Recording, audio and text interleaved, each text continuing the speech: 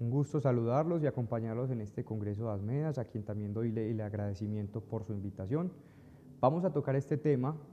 acerca de la simulación en salud y lo titulé con el nombre de Simulación en Formación de Pregrado y Posgrado. ¿Qué más podemos hacer? Porque creo que todavía nos falta como facultades de medicina integrar y articular el área de simulación a nuestro currículo y empezar a añadir cada vez más actividades en simulación. Mucho gusto para todos, mi nombre es Mateo Zuluaga Gómez, soy especialista en Medicina de Urgencias de la Universidad CES, especialista en Gerencia de IPS de la Universidad CES y actualmente trabajo como urgentólogo del Hospital San Vicente Fundación de Río Negro y como coordinador del Laboratorio de Simulación de la Escuela de Ciencias de la Salud de la Universidad Pontificia Bolivariana. Soy también miembro de la Federación Latinoamericana de Simulación FLASIC y miembro de la Asociación Colombiana de Especialistas en Medicina de Urgencias ASEM.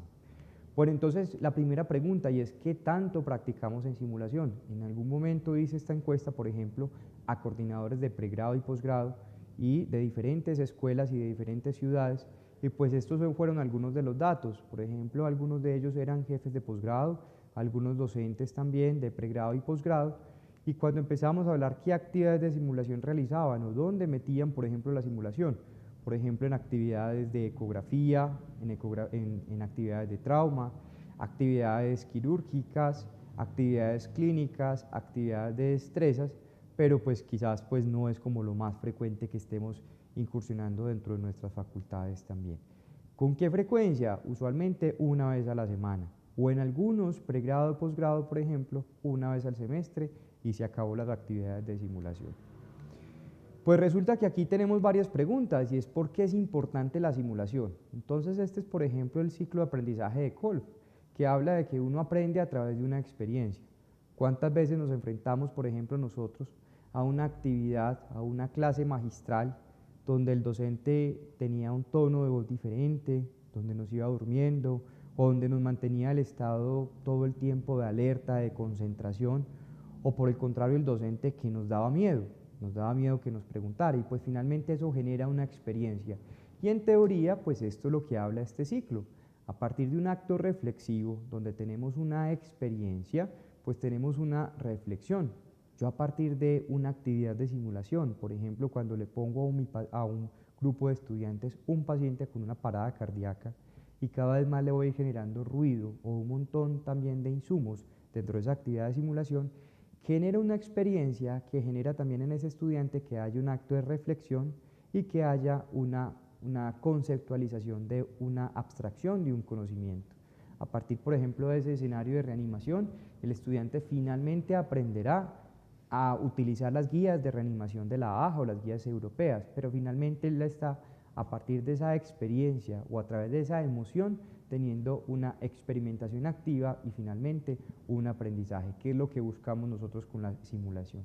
¿Qué nos permite la simulación? Enfrentar la incertidumbre. Le colocamos una pregunta problematizadora al estudiante durante una actividad de simulación, bien sea de pregrado y de posgrado, y a partir de ella, pues el estudiante deberá o podrá enfrentarse a esa incertidumbre que es pues esa pregunta y finalmente sacar sus conclusiones y es lo que hacemos después en la fase final del debriefing donde hacemos una retroalimentación también del acto. Lo enfrentamos a un entorno estimulante y no es solamente tener por ejemplo un salón de clase, sino también diseñar un escenario y un caso clínico, por ejemplo dentro del escenario o el centro de simulación yo puedo diseñar un acto quirúrgico, puedo diseñar un acto de hospitalización, puedo diseñar un acto de un caso clínico en un consultorio o en un servicio de urgencias y pues finalmente cada vez que le voy colocando cosas que sean mucho más reales a la vida cotidiana, el estudiante estará mucho más preparado y mucho más dispuesto a enfrentarse a su vida real y cuando le toque pues el estudiante lo hará de una forma mucho más amena. Hay una parte de reflexión y pues entonces tenemos diferentes métodos donde nosotros como docentes o como instructores pues vamos a también a retroalimentar a nuestro estudiante, por ejemplo en la metodología de feedback, que es muy utilizado sobre todo en el ambiente industrial o en el ambiente por ejemplo de administración o en el ambiente de sociales. Todo el tiempo nos están dando feedback, lo hiciste muy bien, lo hiciste muy mal, te falta mejorar en esto, cuéntame de pronto qué puedes extraer de lo que hiciste y qué vas a hacer mejor en una próxima ocasión. Son algunas de las preguntas que hacemos a través del feedback, es algo rápido, por ejemplo en la evaluación de ciclo o en los ECOE, usualmente utilizamos esta metodología. El debriefing implica un poco más de tiempo, nos implica quizás sentarnos con el participante y a través de esas emociones o a través de lo que el participante experimentó, vamos a buscar cuáles eran los objetivos que teníamos planteados durante esa actividad de simulación e irlo desarrollando y que ese mismo estudiante logre ese ciclo que acabamos de mencionar y pues logre ese ambiente de seguridad, que logremos hacer una abstracción del conocimiento y lo que finalmente buscamos con la simulación, transformar el aprendizaje y transformar el método educativo, que no sea solamente lo que yo le estoy diciendo al estudiante, sino que el estudiante también a través de esa emoción, a través de ese acto, logre un aprendizaje significativo también. Transferencia del conocimiento, tenemos diferentes métodos, como lo hablábamos ahorita, una clase magistral, un aprendizaje basado en problemas, una metodología feedback. Finalmente usted lo puede aplicar de diferentes modos en el método de simulación y vamos a ver que la simulación no es solamente colocar un simulador costoso o un centro de simulación muy moderno. Lo más importante es el contenido y lo que hay dentro de ese escenario de simulación. Por acá les traigo pues algunos métodos que vamos a mencionar frente a cómo yo puedo aplicar esa simulación en pregrado y en posgrado. Y una de las preguntas es, ¿qué puedo hacer en simulación? Yo, por ejemplo, me gusta mucho utilizar cuando hablo de simulación de estas zonas, y pues estos son lo que conocen como los sim zones o las zonas en simulación.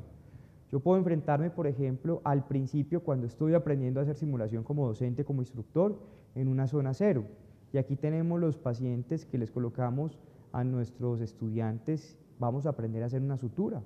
o vamos a aprender a hacer una intubación en una cabeza de intubación, o vamos a aprender a hacer una ecografía, o vamos a aprender a hacer algún otro tipo de procedimiento menor. Cada vez más que yo le voy colocando a ese entorno más realidad o más ruido, es decir, ya el estudiante aprendió a hacer masaje cardíaco, ahora pongámosle un caso o una pregunta problematizadora de un escenario de la vida real y pues le vamos colocando más parte de distracción o más complejidad y pues finalmente las zonas van a ir aumentando un poco más. Acá les dejo un poco acerca de este artículo que lo comparte muy bien y nos ayuda a plantear que no siempre pues vamos a utilizar todos los simuladores o simuladores de alta fidelidad o de baja fidelidad, sino que todo dependerá del tipo de la zona que usted quiera o el objetivo que usted plantee con el estudiante, que aprenda una habilidad o que ya tenga esa habilidad y ahora que desarrolle una competencia y lo haga de una mejor forma. Bueno, yo creo que estamos hablando un poquito acerca de simulación y ya estamos aprendiendo y estamos diciendo, listo, vamos a utilizar entonces simulación en pregrado y en posgrado. ¿Qué modalidades hay?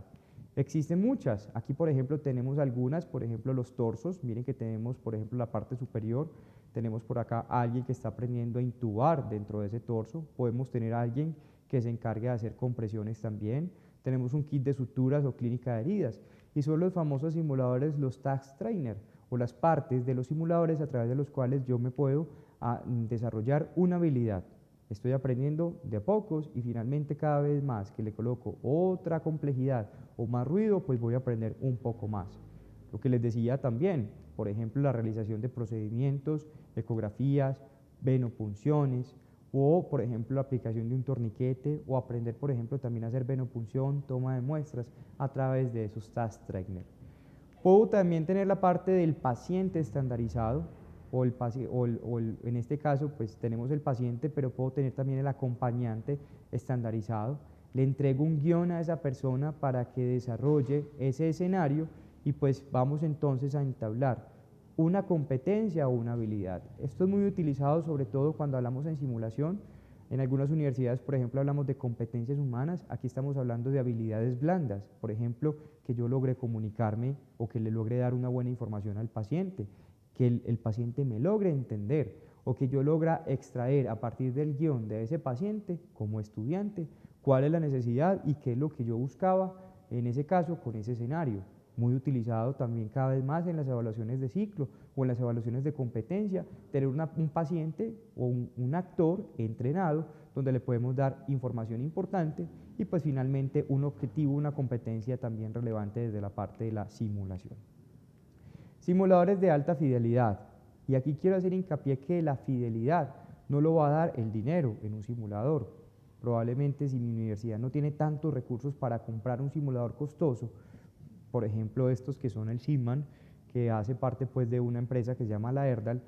Pues son simuladores que pueden estar oscilando entre los 500 a 700 millones de pesos, pero finalmente si no hay un buen contenido y usted como docente o como instructor, además de tener un simulador o un Ferrari muy costoso, usted no sabe acerca de simulación y usted no logra entonces entablar lo que usted buscaba de que el estudiante desarrollara esa habilidad o esa competencia a través de la simulación, pues no estamos logrando el contenido. Pero es importante hablar que la fidelidad no solo nos lo va a dar el simulador, sino también el ambiente. Yo puedo tener simuladores que no serán tan costosos, incluso simuladores que podemos construir nosotros mismos de nuestros centros de simulación, pero hacerlo cada vez más real. Por ejemplo, ambientar el sitio, ambientar el servicio de urgencias, colocar ruido también, colocar una sirena, colocar más personas que estén corriendo, que estén gritando en ese servicio de urgencias. Entonces, la fidelidad hace parte también al ambiente técnico, pero también a todo lo que circula a través de la simulación. Yo puedo tener una baja fidelidad, por ejemplo, el task trainer, por ejemplo, lo que hablamos ahorita de un torso,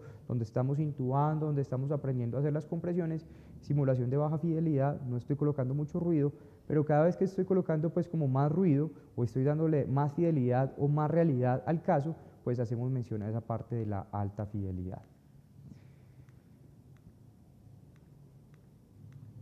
Simulación virtual o en modelos 2D o 3D, sobre todo en universidades o en centros donde no disponemos de simuladores de alta fidelidad, esto también cada vez más viene siendo utilizado. Por ejemplo, se paga una membresía para que el estudiante desde cualquier parte pueda tener entrenamiento en ciertas habilidades y veámoslo como un tipo de juego también, o una metodología diferente o alternativa también a la parte de la simulación. Nosotros, por ejemplo, en la universidad el año pasado desarrollamos este caso que es un ejercicio de simulación en 2D y en 3D a través de realidad aumentada. Los invito a que en el siguiente QR lo pueden descargar a través de diferentes plataformas en iOS y también en Android. Y es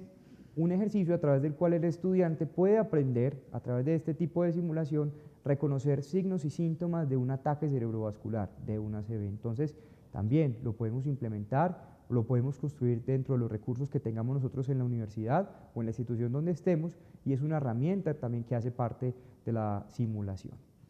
Simulación híbrida, entonces por ejemplo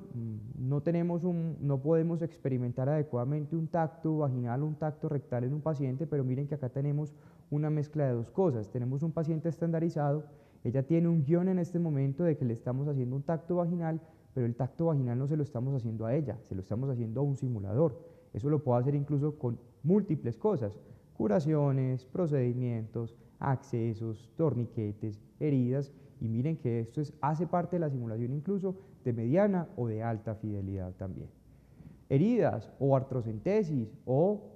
punciones o toma de muestras, tenemos el paciente y tenemos también la parte, por ejemplo una rodilla, una pierna como simulador, y pues finalmente el estudiante hará la práctica no directamente en el paciente, pero sí en el simulador, y estamos mezclando dos cosas importantes: habilidades duras, que el estudiante logre la competencia o la habilidad que yo busque, y habilidades blandas, la comunicación con ese paciente al momento que estamos haciendo la simulación.